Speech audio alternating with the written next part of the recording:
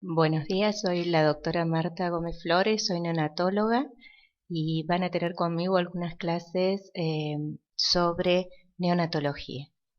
Vamos a comenzar con la primera, que es nutrición parenteral en neonatos, y vamos a comenzar definiéndola como una técnica que permite el aporte de todos los nutrientes básicos, macronutrientes y micronutrientes por vía endovenosa. ¿Cuáles serían las indicaciones de la nutrición parenteral en neonatología?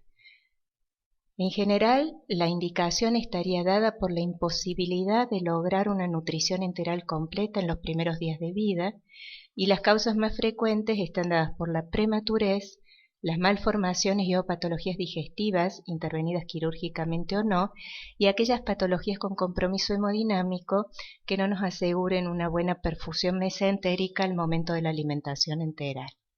Cuando hablamos de nutrición parenteral en esta clase, nos vamos a referir fundamentalmente a la nutrición parenteral en niños prematuros, y cuando hablamos de nutrición en niños prematuros, un concepto que tenemos que manejar es el de retardo de crecimiento extrauterino.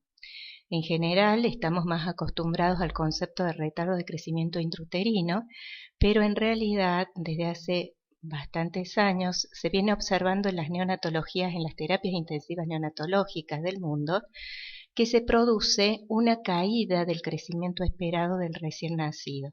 Fíjense en este gráfico que no está tan claro, les pido disculpas, pero que más o menos se va a ver lo que les quiero decir. Fíjense que tenemos un niño de 24 semanas que ha nacido dentro de este carril de crecimiento normal, es decir, tiene un peso de nacimiento que incluso está arriba del percentil 95. Sin embargo, en la vida postnatal y a lo largo de la internación se produce una caída del percentilo, y si bien después hay un ascenso sostenido, siempre es por debajo del percentilo 5. Acá vemos lo mismo con chicos de igual peso, de igual rango de peso, pero con diferentes morbilidades, y como es de esperar, fíjense, los niños que tienen morbilidades mayores, que son los de las líneas punteadas, siempre van a tener un descenso de peso aún mayor que los prematuros que tienen morbilidades menores. De todas maneras, todos ellos están por fuera del percentil 5 de crecimiento. Entonces, frente a este fenómeno, Olsen en el 2002 publica un artículo en Pediatrics que analiza el crecimiento de 564 niños con edad gestacional por debajo de 30 semanas en 6 USIN de Estados Unidos durante los primeros 24 días. Y él puede establecer que los niños que tienen este crecimiento deficitario, este retardo de crecimiento extrauterino, tienen una velocidad de crecimiento entre 10.4 y 14.3 gramos por kilo día, lo que es totalmente insuficiente. Y los mejores predictores independientes de crecimiento fueron la ingesta proteica, el score de SNAP en el día 1 a 3. El score de SNAP es un score de gravedad, por lo tanto está en consonancia con lo que veíamos en la diapositiva anterior, en donde veíamos que los niños con mayores morbilidades y más graves crecían todavía menos. Y la otra causa independiente, que es predictora de un mal crecimiento, es la exposición postnatal a corticoides. Una vez que se determinó que el ingreso proteico era sumamente importante para lograr un aumento de peso adecuado, comenzaron a realizarse una serie de trabajos, en realidad son muy numerosos los que hay en esta época, que tratan de establecer no solo crecimiento, sino calidad de crecimiento, y esa calidad de crecimiento la valoran en términos de neurodesarrollo. Dentro de los múltiples trabajos yo elegí para mostrarles este de Stephens, que analiza 156 pacientes por debajo de 1000 gramos, y él puede establecer que el incremento de 1 gramo por kilo día de proteína en la dieta se asocia con un aumento de 8.2 en el puntaje de Bailey. Y lo que es importante es que los resultados cognitivos no tienen que ver con crecimiento en peso, sino con crecimiento lineal, es decir, el mejor predictor para un buen neurodesarrollo es la talla más que el peso en estos niños. En base a todos estos estudios surgen las estrategias para mejorar el crecimiento de los niños en las UTIMs del mundo, y entonces estas estrategias fundamentalmente son tres: la nutrición parenteral temprana, la nutrición enteral temprana y la mayor ingesta proteica en leche humana. En esta clase nos vamos a encargar fundamentalmente de la nutrición parenteral y en la siguiente vamos a desarrollar los otros dos conceptos. Bueno, fíjense lo que le pasa a un bebé que nace prematuro y que recibe solamente aportes de sueros glucosados sin ningún aporte proteico en los primeros días. Fíjense este trabajo de Den que muestra que a menor peso de nacimiento, mayor prematurez, la pérdida de proteína por kilo día va a ser mayor. 1.5 con 800 gramos, descendiendo hasta 0.8 con 2000 gramos. Además, Embleton demuestra en su trabajo que los déficits nutricionales por la pérdida primaria de la primera semana no se recuperan, es decir, uno después puede adecuarse a los requerimientos del día, pero no puede cubrir el déficit que se ha producido en esos primeros días sin aporte proteico. Surge entonces la pregunta de cuánto de proteína es adecuado aportar en estos niños para lograr un balance proteico adecuado y para evitar el retardo de crecimiento postnatal. En este sentido es sumamente importante el trabajo de Turín, que toma dos grupos de pacientes que sí hay que resaltar que son prematuros muy estables, los del trabajo de Turín, y los divide en dos grupos. En un primer grupo se aporta 1 gramo por kilo día de proteínas y en el segundo grupo se aportan 3 gramos por kilo día de proteínas. Entonces fíjense, en las barras negras está representado el aporte proteico, en las barras grandes la pérdida de nitrógeno urinario y en esta barra gris está representado el balance nitrogenado, y fíjense que con el aporte de 1 gramo por kilo día, el balance nitrogenado es claramente negativo. En tanto, en el grupo en que se aportaron 3 gramos por kilo día de proteína, la ingesta proteica supera ampliamente la pérdida de nitrógeno urinario y es franco el balance nitrogenado positivo en estos pacientes. Este gráfico de al lado representa lo mismo con otros métodos de medición. Bueno, cuando nosotros tenemos un paciente prematuro, en realidad tenemos un paciente que debería todavía estar en el medio intrauterino y por lo tanto va a presentar una fisiología acorde con un feto, más que con un recién nacido a término normal. Entonces, cuando nos planteamos el aporte de nutrientes y en este caso de aminoácidos, es bueno ver cómo el feto a edades gestacionales tempranas puede manejar metabólicamente este aporte. En el caso de este macronutriente de los aminoácidos vamos a ver que el feto los usa obviamente para síntesis proteica, pero en realidad es tan grande el aporte y el transporte activo de aminoácidos que se produce a través de la placenta que los aminoácidos sobran más allá de la síntesis proteica, entonces los utiliza también en metabolismo oxidativo, en acreción de nitrógeno y carbono a otros sustratos. Es decir, que la captación de los aminoácidos excede los requerimientos de acreción. Y el incremento máximo de peso secundario a la ingesta proteica se produce antes de las 32 semanas. Quiere decir que nuestros prematuritos extremos que están naciendo entre las 24 y las 32 semanas estarían, si se encontraran todavía en el útero materno, en pleno depósito y acreción proteica y nosotros tenemos que tratar de imitarla. Acá tienen un cuadro que muestra cuáles serían los requerimientos en gramos por kilo día de proteína según la edad gestacional del niño y obviamente está claro que a menor edad gestacional el requerimiento de ingreso proteico es mucho mayor. En prematuros muy extremos, por ejemplo de 24 semanas y hasta las 30, fíjense que necesitaríamos para mantener el ritmo de crecimiento intrauterino entre 3.6 a 4.8 gramos por kilo día de proteína. Esto desciende dramáticamente al recién nacido a término, en donde el aporte es de 1.5 a 2 gramos por kilo día de proteína. La pregunta, en base al trabajo de Turín, en donde vimos que desde el primer día se aportaban 3 gramos por kilo día de proteína a estos niños prematuros, sería: ¿esto es seguro?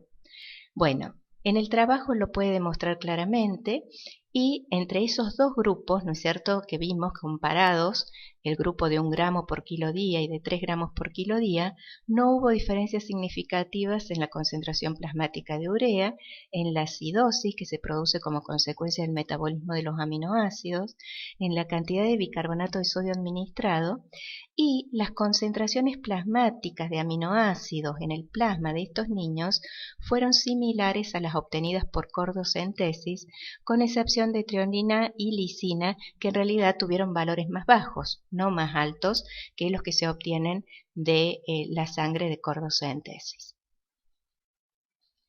¿Qué aminoácidos deberíamos usar para administrar en nuestros pacientes prematuros? Los que tenemos disponibles son en realidad aminoácidos pediátricos. Acá yo les he puesto la marca registrada de los aminoácidos que tenemos en Argentina. Van a encontrar otros trabajos, sobre todo de Estados Unidos, con esta otra marca. Pero bueno, la pregunta sería: ¿es adecuado para los prematuros los aminoácidos pediátricos? ¿Son adecuados, los aminoácidos pediátricos para los prematuros? Bueno, uno ya podría estar diciendo que seguramente no. ¿Por qué? Por la concentración de aminoácidos en las fórmulas pediátricas están hechas de manera de alcanzar la misma concentración de aminoácidos en un recién nacido a término con 30 días de vida y que es alimentado exclusivamente con leche materna. Por lo tanto, seguramente para nuestros prematuros que nacen desde las 24 semanas de edad gestacional, seguramente no es del todo adecuado, y es más, es posible que estos niños semana a semana o día a día necesiten modificaciones en la composición del pool de aminoácidos que se les provee. Eso por el momento no está disponible en el mundo. Ha surgido alguna controversia en relación a agregar, además del pool de aminoácidos, agregar algún aminoácido puntual. Por ejemplo, en el caso de la cisteína, que se había propuesto como una forma de mejorar la retención de nitrógeno. En realidad, los trabajos han demostrado que no hay una diferencia significativa y por lo tanto no estaría indicada. Y el otro aminoácido que resultó importante o interesante en una época fue la glutamina. Esto surge de estudios en adultos que demostraron que con administración de glutamina se evitaba la atrofia intestinal que se producía en los pacientes que estaban ayunados. En realidad, los diferentes estudios y los metaanálisis hechos en base a estos estudios han demostrado que en neonatología no disminuye la NEC, la enterocolitis necrotizante, la sepsis a partir de la translocación bacteriana, ni el riesgo de muerte o efectos sobre el desarrollo a largo plazo. Por lo tanto, ninguna de estas adiciones de aminoácidos puntuales sobre la mezcla total estaría indicada por el momento. Algunos aspectos prácticos. ¿Cómo podemos seguir la toxicidad? Una de las cosas que podríamos utilizar, que es fácilmente disponible de laboratorio, es la urea en sangre. Entonces la pregunta sería: ¿sirve la urea en sangre para el seguimiento de la toxicidad de los aminoácidos? Acá yo les muestro dos trabajos que han demostrado que no hay correlación entre la ingesta de aminoácidos y la uremia cuando estos aminoácidos se aportan por vía parenteral. Podrían tener alguna utilidad, creo que la tiene, cuando el aporte de aminoácidos es por vía enteral. Cuando nosotros aportamos aminoácidos a los recién nacidos, aspiramos a que esos aminoácidos sean derivados a la síntesis proteica. Por lo tanto, tenemos que aportar en forma correlativa calorías de tipo no proteica dadas por hidratos de carbono o por lípidos que aporten las calorías suficientes para el metabolismo oxidativo. Entonces fíjense, acá yo les pongo algún cálculo que se ha hecho para recién nacidos prematuros conectados a un respirador durante los primeros 10 días de vida. Si aportamos 2 gramos por kilo día de aminoácidos, necesitaríamos 50 kilocalorías por kilo día no proteica y en el caso de 3 gramos, 60 kilocalorías no proteicas. El porcentaje es bastante parecido al porcentaje de aporte calórico, es bastante parecido a lo que ocurre en otras edades, un 50% del aporte calórico como glucosa, un 40% como lípidos y un 10 a un 12% como aminoácidos. Bueno, hemos hablado bastante del aporte proteico, que es fundamental. Acuérdense que es un marcador independiente del crecimiento y de la mejora del neurodesarrollo en los chicos. Y vamos a pasar ahora a hablar de los 2 macronutrientes restantes que mencionamos recién y que tienen que ver con el aporte de sustrato oxidativo y también para cubrir los requerimientos de ácidos grasos esenciales. Comenzamos con los hidratos de carbono, en este caso vamos a hablar de la glucosa. Y una vez más vamos a repasar un poquitito qué pasa con el metabolismo fetal de la glucosa. Y vamos a decir que se utiliza el 60% para el metabolismo oxidativo, que los requerimientos en los tejidos varían. El requerimiento para mantener el metabolismo oxidativo del cerebro, los eritrocitos y los demás tejidos varía, pero fíjense que yo les he puesto acá este requerimiento del cerebro que es fundamental. Entre 5 a 6 miligramos por kilo minuto es el aporte de glucosa que necesita el cerebro para mantener un metabolismo oxidativo adecuado.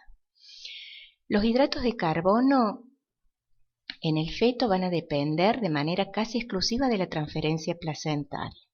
La placenta administra un poco, ¿no es cierto?, la glucosa entre el aporte materno y los requerimientos del feto y amortigua un poco los cambios. Y la tasa de utilización de glucosa en fetos humanos es de 6 a 8 miligramos por kilo minuto. Y fíjense esto qué interesante, que nos va a servir también cuando hablemos de regulación de la glucemia, que las glucemias determinadas por cordocentesis entre las 24 y las 32 semanas están alrededor de los 54 miligramos por decilitro. Si dijimos que nosotros necesitamos para cubrir un metabolismo oxidativo más o menos entre 6 a 8 miligramos por kilo minuto, fíjense que a eso le tenemos que agregar lo que necesitamos para la síntesis y depósitos de proteínas. Por lo tanto, deberíamos lograr con la nutrición parenteral un aporte óptimo entre 9 a 10 miligramos por kilo minuto para cumplir con el metabolismo oxidativo y con la síntesis proteica. Tolerancia. ¿Cómo se tolera este aporte alto de glucosa que necesitamos hacer? La incidencia de hiperglucemia es mayor a menor edad gestacional y hay que tener en cuenta que tanto la hipo como la hiperglucemia se asocian con mayor morbilidad y mayor mortalidad. ¿Cuáles son las soluciones que podemos dar a esta hiperglucemia que se genera en estos chicos en relación al aporte de cargas altas que necesitamos hacer? Una primera solución sería la insulina. ¿Es segura la insulina? Bueno, fíjense que la insulina surge como una herramienta que en los primeros años del 2000 era muy usada y en algunas unidades se sigue usando, con el fundamento de poder darle mayor carga de glucosa al bebé, lograr más peso y lograr mejor tolerancia a esas cargas altas de glucosa.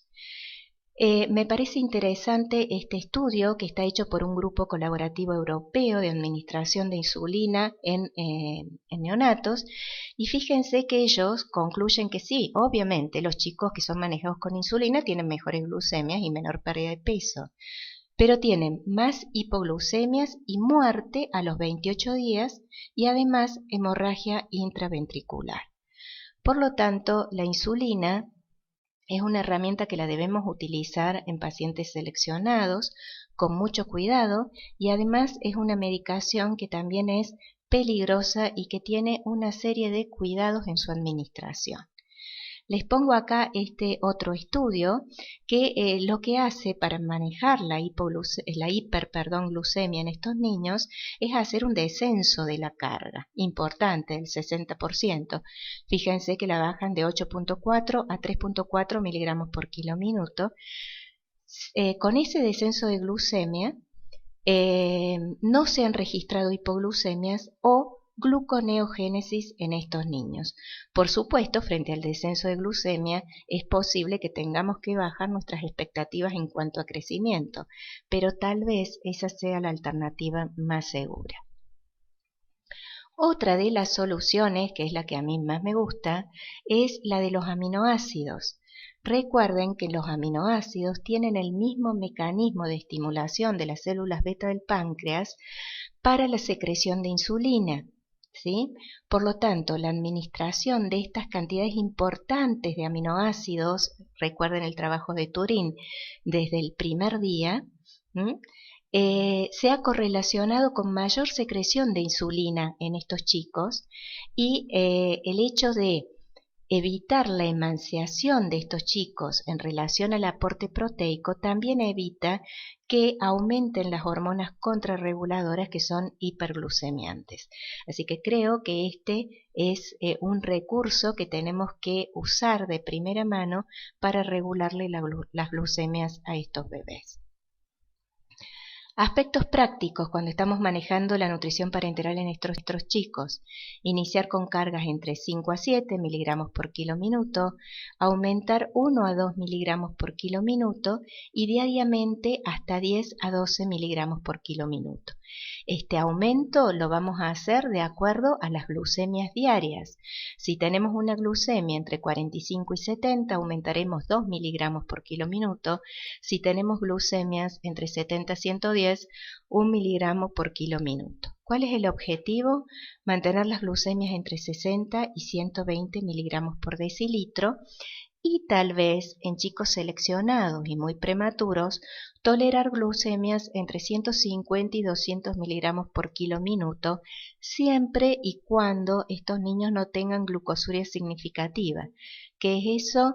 Es una glucosuria de más de 2 cruces si el método es cualitativo o más de 150 miligramos por decilitro si el método es cuantitativo. Pasamos a la otra fuente de sustrato oxidativo y también la otra fuente de los ácidos grasos esenciales.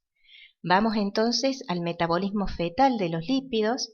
Vamos a decir que son necesarios para biosíntesis de membrana, síntesis de leucotrienos y prostaglandinas, producción de energía y almacenamiento de energía en tejido adiposo, pardo y blanco.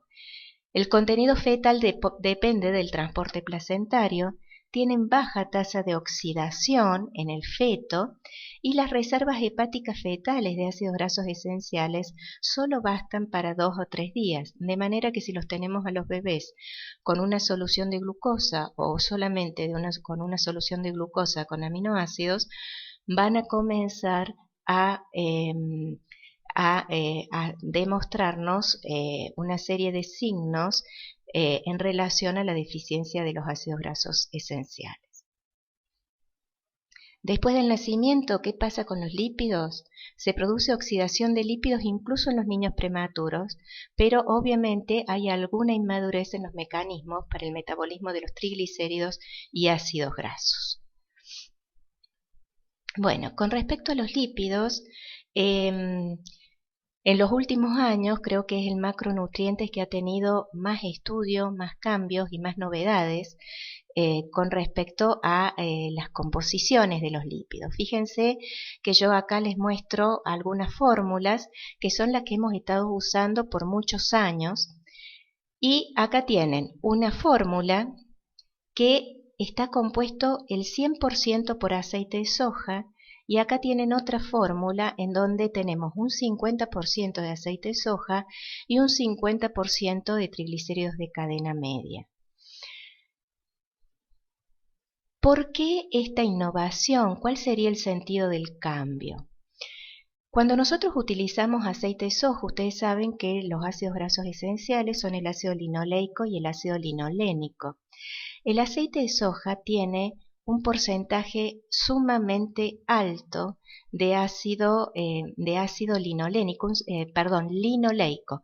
El 50% de las grasas totales del aceite de soja es ácido linoleico. Cuando nosotros hacemos una combinación con 50 de soja y 50 de triglicéridos de cadena media, logramos disminuir el porcentaje de ácido linoleico en relación a los ácidos grasos totales en un 27%, que es más fisiológico y ya lo vamos a entender un poquito más adelante. Y vamos a ver también que se asemeja un poquito más a la composición o al porcentaje que tiene el ácido linoleico en leche de madre, que es de aproximadamente un 15%. Fíjense que el porcentaje es mucho menor que el que nosotros aportamos en forma parenteral. Estas fórmulas que están en esta diapositiva son fórmulas que tienen relativamente pocos años, en donde se comienza a realizar una mezcla de aceites. Está esta marca de lípidos que tienen, fíjense, soja, triglicéridos de cadena media, aceite de oliva y aceite de pescado. El aceite de pescado es un aceite que nos va a dar los metabolitos intermedios, ¿no es cierto? El ácido docosahexaenoico y el EPA. Esto va a mejorar el porcentaje de los lípidos esenciales. Acá ustedes tienen un gráfico en donde tienen los omega 3 con el ácido linolénico y los omega 6 con el ácido linoleico. El ácido linoleico va a dar origen al ácido araquidónico y el ácido linolénico va a dar origen al docosahexaenoico. Fíjense que las dos vías de transformación de los omega 3 y del omega 6 tienen las mismas desaturasas, las mismas enzimas, de manera que compiten. Por lo tanto, si nosotros le hacemos un aporte muy desbalanceado en lípidos con un aporte muy grande de ácido linoleico, fíjense que se va a derivar mayormente a la síntesis de ácido araquidónico y en menor medida a la síntesis de docosahexaenoico, y ya vamos a ver que se puede producir cierto desbalance en cuanto a los efectos que producen cada uno de estos ácidos. En general, podemos decir que tanto los omega 6 como los omega 3 tienen que ver con el desarrollo del sistema nervioso central, con el desarrollo de las membranas, contribuyen a la estructura de las membranas y producen, es el sustrato para que se produzcan eicosanoides y prostanoides que tienen actividad vasoactiva, inflamatoria y participan en la reproducción.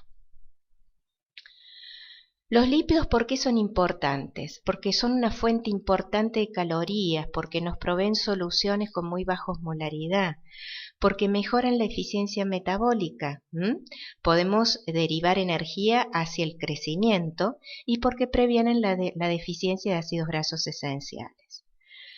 La pregunta sería, ¿altas dosis muy pronto? El estudio multicéntrico que está en la base de datos Cochrane,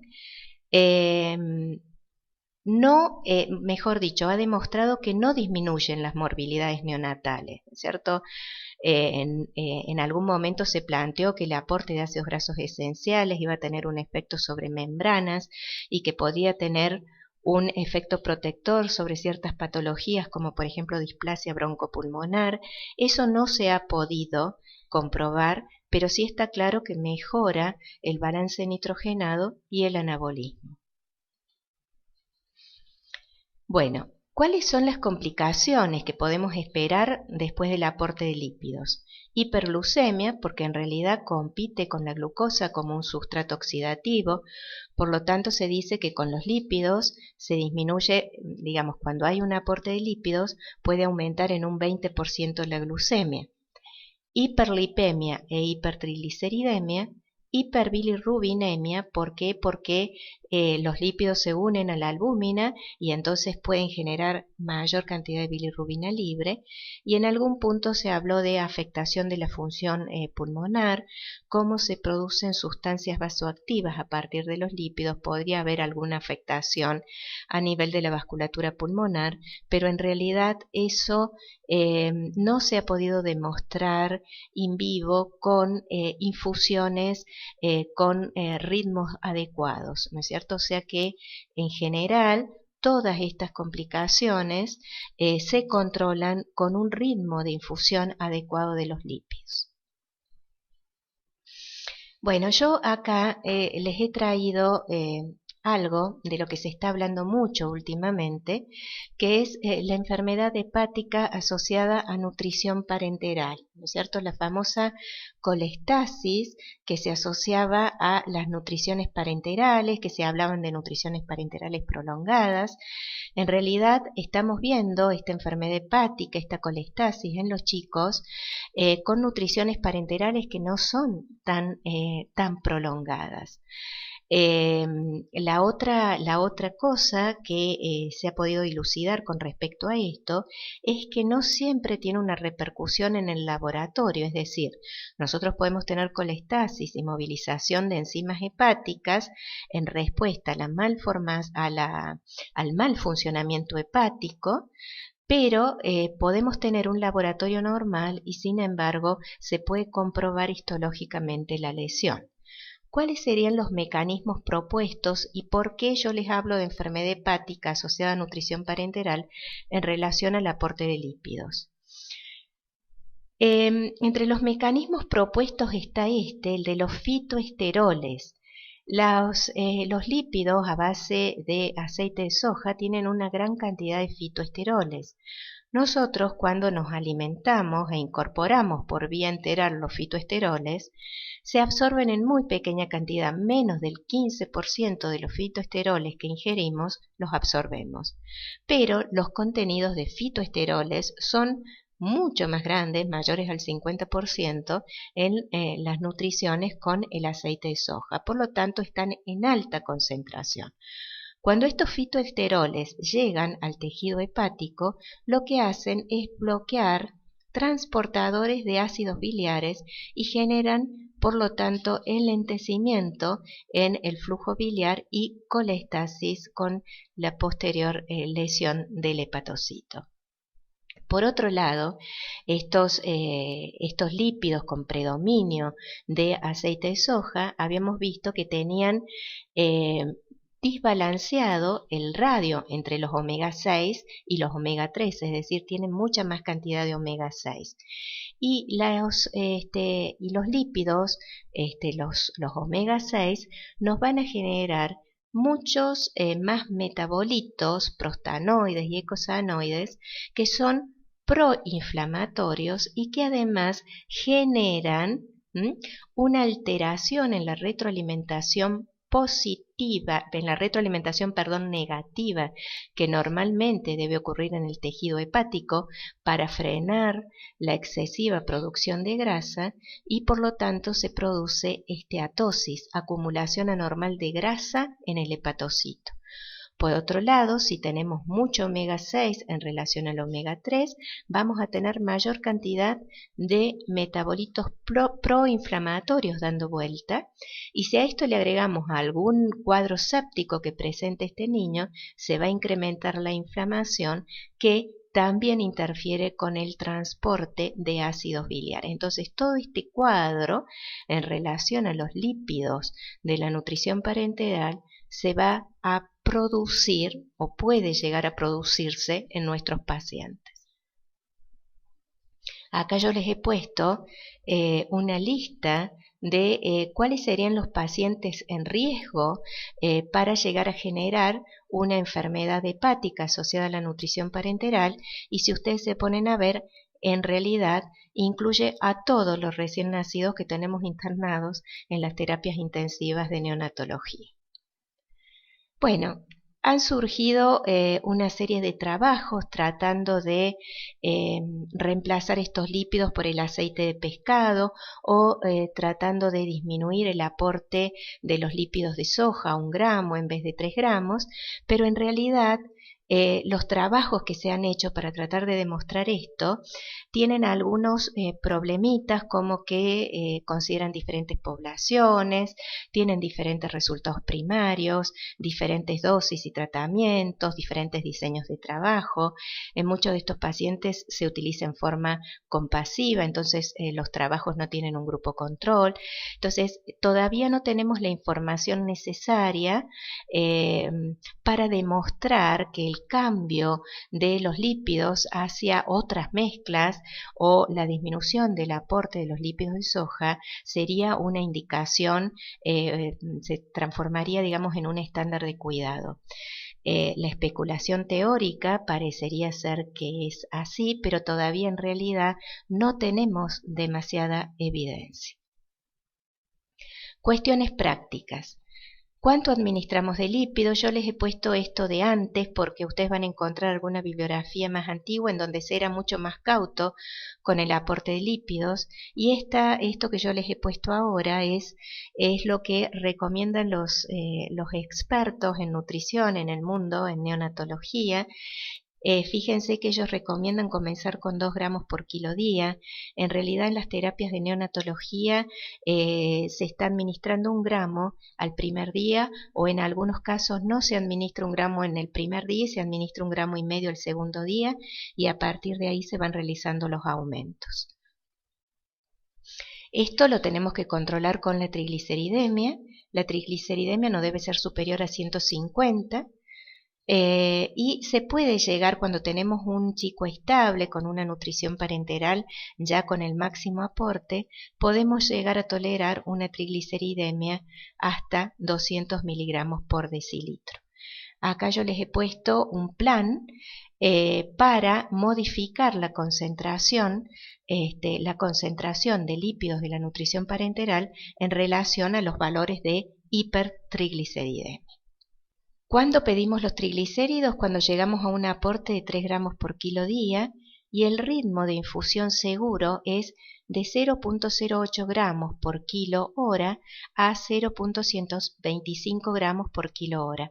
Este ritmo de infusión se logra cuando administramos entre 2 a 3 gramos por kilo día. Este último tips que yo les pongo acá puede ser controvertido, pero en algunas pautas de manejo está esto de no aportar más de 1 gramo por kilo día con valores de bilirrubina total con valores cercanos a la exsanguinotransfusión, y suspender con valores de exsanguinotransfusión. Se los pongo con signos de pregunta porque es algo que está controvertido en la literatura.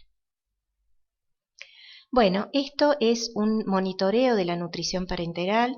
Nosotros tenemos pacientes muy pequeñitos en donde la cantidad de sangre que sacamos en relación a la volemia puede llegar a ser muy grande. Hay veces que no nos queda otra porque cuanto más pequeños son más graves y más de cerca hay que controlarlos, pero fíjense que yo les he puesto acá